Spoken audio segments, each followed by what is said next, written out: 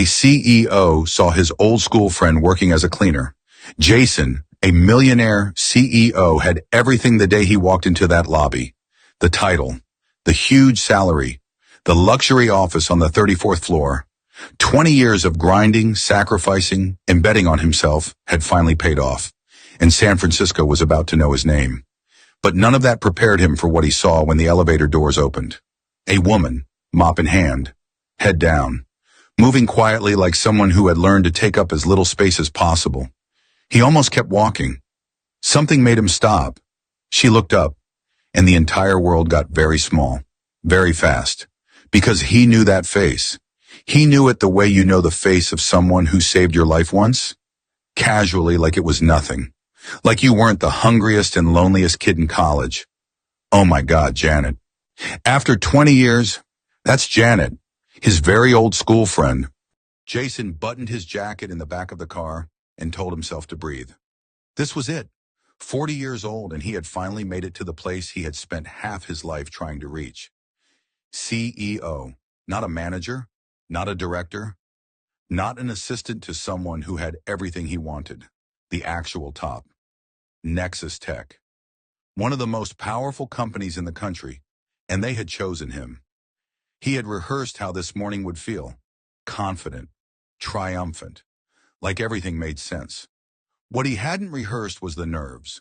The car pulled up and he stepped out into the San Francisco morning, cool air hitting his face, the city already wide awake and moving around him. He straightened his tie, picked up his bag, and walked toward the entrance like a man who belonged there. Because he did. He had earned this.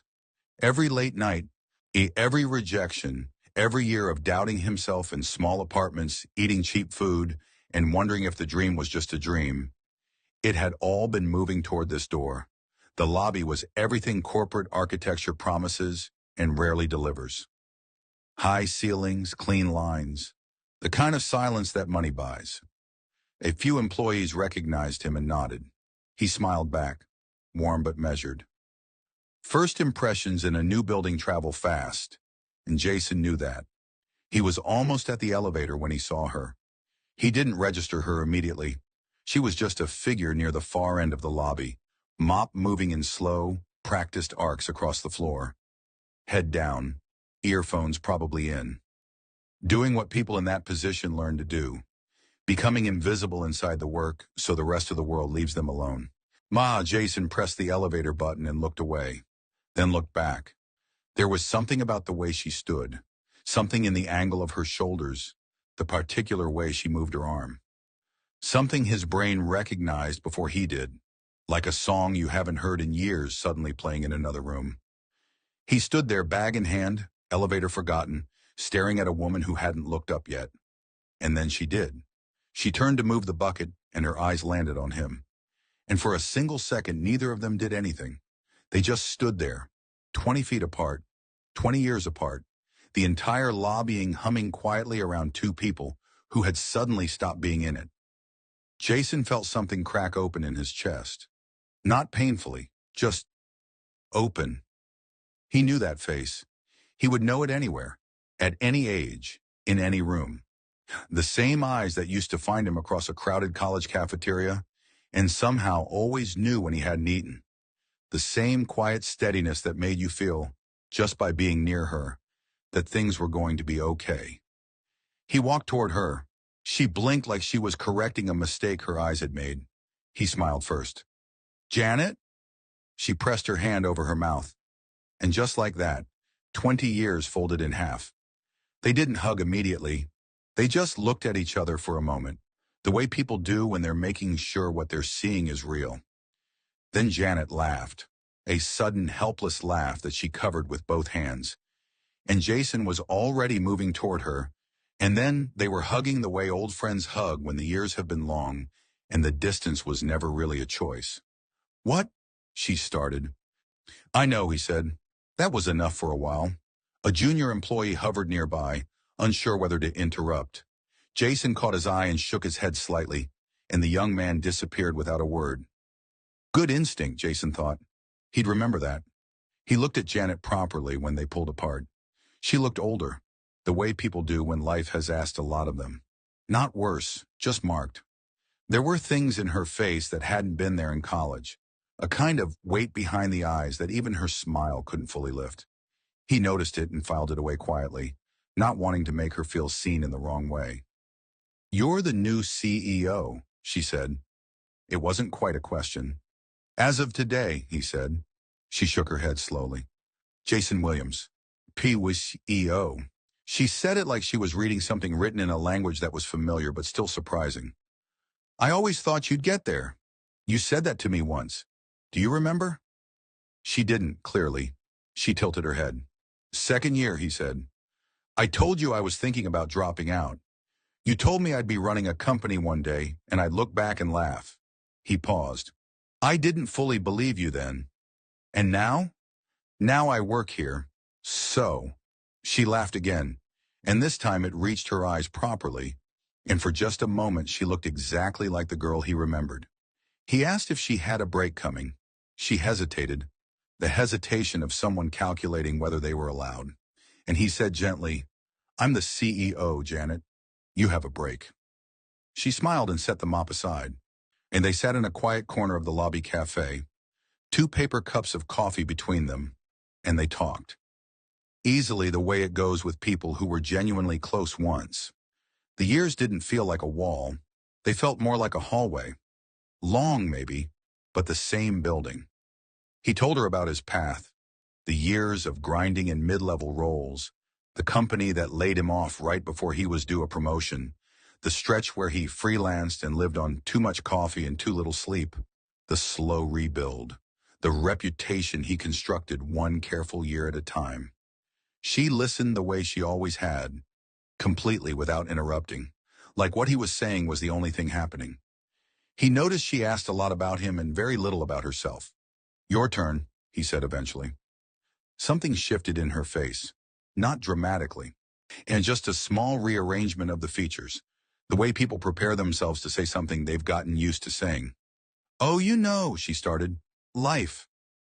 "Tell me about life," Jason said quietly. And she did. She told it lightly. That was the thing about Janet. She had always carried heavy things lightly, like she was afraid that putting the weight down would inconvenience someone. She met Daniel in the years after college. A kind man, she said. A genuinely kind man, the way she repeated it suggesting she knew how rare that was. They built something small and real together. An apartment, a routine, a daughter named Maya who arrived 6 years into the marriage and rearranged everything in the best way. Janet had been working in admin for a logistics firm. Decent work, she said. Not exciting, but decent. Then Daniel got sick. Oh, she said it the way people say things they've rehearsed into numbness. He was diagnosed, they fought it, they believed they were winning, and then one Tuesday morning, quietly without warning, the way the worst things happen, he was gone. Maya was 4. Jason didn't say anything. He just held the coffee cup and let her talk. The job at the logistics company couldn't survive her grief leave and the gaps that followed. Bills didn't pause for widowhood. Her mother helped for a while, until her mother's own health made helping impossible. Janet did what she needed to do. She found cleaning work because it was immediate and required no gap explanation on a resume and paid weekly. She told herself it was temporary. That was 2 years ago. Maya's 7 now, Janet said. There was something in her voice when she said her daughter's name. Not just love, something fiercer than love. A kind of furious tenderness, like the feeling of holding something you die before dropping. She's so smart, Jason. She's so genuinely smart. She reads everything. She asks questions I have to Google before I can answer.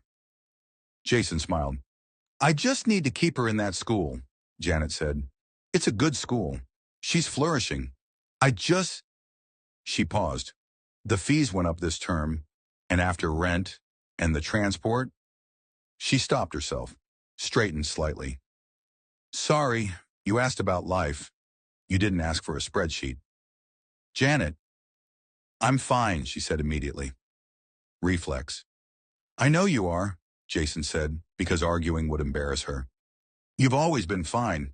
That's almost the problem. She looked at him, curious. You've been so capable your whole life, he said. when everyone just assumes you're handling it. Nobody thinks to check. She looked down at her coffee. Her jaw moved slightly the way jaws do when people are keeping something inside. Are you eating? He asked. She looked up sharply. I'm asking because I know you, he said. And I know the version of you that quietly skips things so Maya doesn't have to. The silence that followed lasted too long to mean nothing. She had skipped lunch 3 times that week. She didn't say it out loud. She didn't have to. Jason looked at this woman, this generous, capable, utterly exhausted woman, and felt something shift inside him. Not pity. He knew she would hate pity. Something older than that. Something that went back 20 years to a cafeteria and a meal he had never forgotten. He brought it up carefully, the way you handle something fragile. Do you remember, he said, 2nd year, November, I think, the cafeteria on the east side of campus. She thought about it. Vaguely, what happened in November? I hadn't eaten in 2 days, Jason said simply. She looked at him. I was embarrassed about it. I was always embarrassed about it back then, being the kid with no family money, no safety net, no one to call when things got tight. I got good at pretending I wasn't hungry, laughing in the right places, acting like I'd already eaten. He paused. You never bought it. Janet was quiet, listening. You put your tray in front of me, he said. You told me you'd had a big breakfast and couldn't finish it, which was not true. I knew it wasn't true, but you gave me the out so I wouldn't have to feel like charity. She was very still. I ate that food like it was the best thing I'd ever had, he said, because at that moment it was. And you just sat there and talked to me about something completely normal. I think it was a professor we both couldn't stand. And you acted like nothing had happened, like it was the most ordinary thing in the world to just give someone what they needed without making them feel small. Janet had put her coffee down. I've thought about that moment more times than I can count, Jason said. On the hard days, when I was doubting everything. I'd think about the fact that someone once looked at me when I had absolutely nothing and just helped, without an invoice, without wanting anything back, just because it was the right thing. Jason, Janet said softly. It was just lunch. I know that's how you saw it. I would have done it for anyone. I know that too, he said. That's exactly what I mean. She was quiet for a moment. Then she said, I don't even really remember it. That's what makes it the kind of thing I'll never forget, he said. There was a long pause between them, comfortable but full. Jason looked at her, at this woman who had given her only meal to a hungry boy without a second thought, and then forgotten she'd ever done it. And he felt the decision arrive in him not as an idea, but as something already complete, like it had been waiting for this morning for 20 years. He didn't rush it. He picked up his coffee, took a sip, and looked at her the way he looked at problems he had already solved. I want to talk to you about something, he said. And I need you to hear it fully before you react. Janet raised an eyebrow. That's either a great opening or a terrible one. Probably both, he said, but I need you to hear me out. She nodded slowly, and Jason began. He said it plainly. No build-up, no corporate framing, no careful language designed to make it land softer than it was. He just looked at her and said, I want you to be my personal assistant. Janet stared at him. Then she laughed. Not the warm laugh from earlier, a shorter one. The kind people produce when something makes them uncomfortable. And laughter is the quickest exit. Jason, I mean it. I know you mean it, she said. That's why I'm looking at you like this. She picked up her coffee, put it down without drinking, looked out the window briefly, then back at him. He could see her organizing her response, choosing her words the way proud people do when they're trying to decline something without sounding ungrateful. I can't, she said. Why? Because you'd be doing it for the wrong reason. What's the wrong reason? Guilt, she said. Or, not guilt exactly, but that thing people feel when they want to balance a scale that didn't need balancing.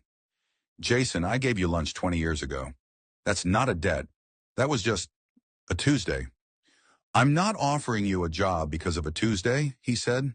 I'm offering you a job because I need someone I can trust completely, and in 20 years I have not met many people who qualify for that. She was quiet. Do you know what the hardest part of this role is going to be? He continued. It's not the schedule. It's not the travel or the confidentiality or the pace. It's that I need someone in that position who is honest with me even when honesty is inconvenient. Who won't tell me what I want to hear because I signed their check. Who has enough of a backbone to push back when I'm wrong? He paused. That's not a common profile, Janet, and you have it naturally. She looked at him for a long moment. You don't know what I'm like in a professional setting, she said. We were friends in college. That was 20 years ago. I know who you are, Jason said simply. Professional settings don't change who people are. They just reveal it faster. She looked away again. He let her. He had learned a long time ago that pushing proud people too hard in the direction of yes just makes them dig into no. I have Maya, she said finally. I can't just... The role has structured hours. I'll put it in writing. I'm not qualified. I'll decide what qualifies someone to work for me. Jason, her voice was firmer now, I don't want your charity. Then don't take charity, he said. Take the job. Come in on Monday, work for 2 weeks, and if at any point it feels like something I'm doing for you, rather than something you're doing for me, walk away. No awkwardness, no debt. Just two old friends who tried something that didn't work. The silence stretched between them.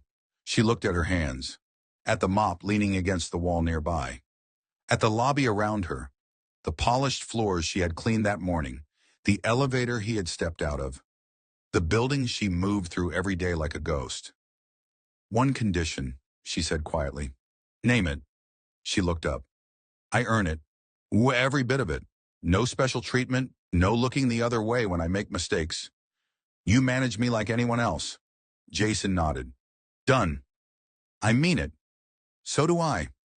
She exhaled slowly, looked at him one more time like she was checking for cracks in what he was saying, and finding none. Monday, she said. Monday, he agreed. She stood up, smoothed her uniform, and picked up her mop with a steadiness that looked, to Jason, less like resignation and more like someone quietly closing one chapter so another one could begin. He watched her walk back to work and felt something settle in his chest. It felt unexpectedly like relief.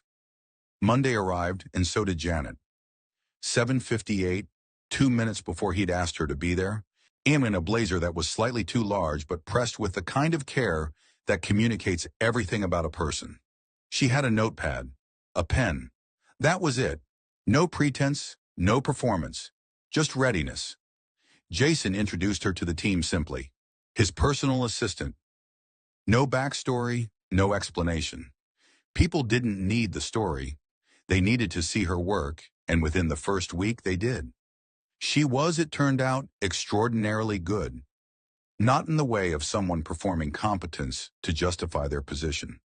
In the way of someone who had spent years being quietly capable in difficult circumstances and was finally in a room where that capability had room to breathe.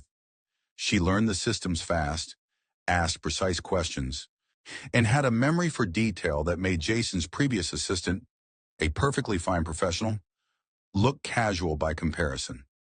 By the second week, people were coming to her directly. Not because Jason told them to, because she solved things. What Jason had known in his gut was proving itself out loud. He had also, quietly and without announcement, made a few other arrangements. The apartment Janet and Maya were living in, 2 rooms, a broken heating system, a neighborhood that made Janet walk fast at night, was no longer viable. Jason knew a property manager who handled corporate housing for Nexus Tech executives. A 2-bedroom flat became available in a building with a doorman and a school bus route that stopped directly outside. The lease was signed before Janet knew it was being discussed. And she found out on a Wednesday when Jason handed her an envelope after the day's last meeting. She opened it slowly, read it, looked up. Jason, part of the package, he said, already turning back to his laptop.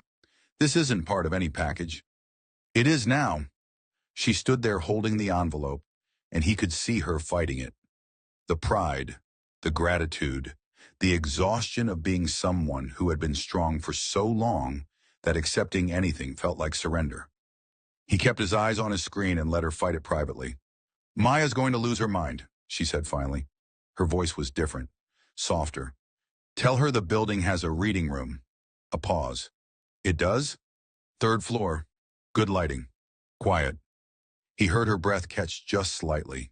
He didn't look up. The car came the following week. A sensible thing. Reliable, safe, clean. Nothing flashy. He knew Janet well enough to know that flashy would embarrass her. She texted him a single message the morning it was delivered. It said, "I cried a little. Don't tell anyone." He replied, "Your secret is safe. See you at 8. But what Jason hadn't anticipated, what quietly became the best part of watching all of it unfold, was Maya. He met her for the first time at a casual Friday lunch Janet brought her to when school finished early. A small girl with enormous eyes and her mother's particular brand of focused attention. She shook Jason's hand when Janet introduced him, which made him bite back a smile. "Mom says you're her boss," Maya said. "That's right. She says you're a good one." "I'm trying to be." Maya considered this seriously. "She comes home happy now," she said. "Hunter, she didn't always used to." Jason looked at Janet over Maya's head. Janet was looking at the table, pressing her lips together. He looked back at Maya. "I'm glad," he said, and meant it more than the child could possibly know. 6 months passed the way good months do. Quickly, and with the feeling that something is being built. Nexus Tech had its annual gala in December. The kind of event that exists somewhere between celebration and performance. A large ballroom, the whole company present, partners and board members, and people whose job titles required explanation. Jason had attended enough of these things at other companies to know how they usually went. Speeches that said a lot and meant a little. Applause in the right places. He had written his speech differently this year. Janet had helped him draft it. Anna actually, sitting across from him 2 weeks before the event, notepad out, pushing back on the parts that sounded too polished and pulling forward the parts that sounded true. At one point, she crossed out an entire paragraph and said, "That's not you. That's a press release." He'd laughed and let her be right. She didn't know what the final version contained. The ballroom was full and warm and loud when Jason stepped to the podium. He waited for the room to settle, and then he began. He talked about the company, about the year, about the people in the room who had made both worth talking about. He meant all of it. Then he shifted. He talked about something he didn't usually talk about publicly. He talked about where he came from. Not the polished origin story he gave interviewers. The sanitized version with the inspiring arc. The real one. The orphan with no safety net. The college years of genuine hunger. The specific, particular loneliness of wanting something badly and having no one to call. The room had gotten very quiet. "I had one advantage that I didn't recognize as an advantage at the time," he said. "I had someone who believed in me. Not loudly, not with speeches or grand gestures, just quietly, practically, in the way that costs something and asks for nothing back." He looked up from his notes. Across the room, Janet was seated at a table near the middle. Maya was beside her in a deep green dress that Janet had agonized over for 2 weeks in a way she would never admit. Janet was watching him with an expression he recognized. The careful stillness of someone who senses they are about to be seen. "Wolfram, the most important investment you'll ever make," Jason said, "is in someone who believed in you before you believed in yourself." He didn't say her name. He didn't need to. The room applauded. Jason stepped back from the podium. At the table near the middle, Maya leaned close to her mother and whispered, "Mom, I think he's talking about you." Janet's eyes were bright in a way she was working to manage. She looked at her daughter, this small, serious, brilliant creature who had inherited her eyes and her father's laugh, and somehow turned out better than either of them deserved. And she felt something loosen inside her, something that had been held tight for a very long time. "I know," she said softly. And she did. Not just that Jason had been talking about her, but that it had been true. That she had been worth something in someone's story without knowing it.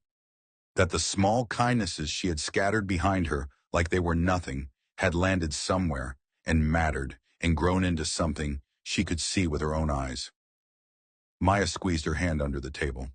Janet squeezed back. Across the room, Jason caught her eye briefly and raised his glass. She raised hers in return. No words. They didn't need any. Some debts aren't debts at all. They're just kindness making its way back home.